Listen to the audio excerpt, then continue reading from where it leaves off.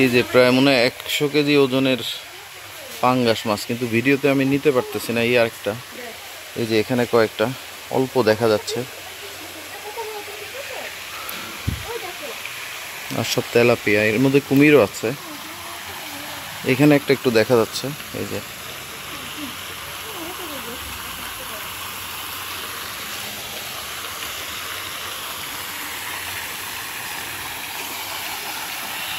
কি পরিমাণে মাছ! ও মাই গড!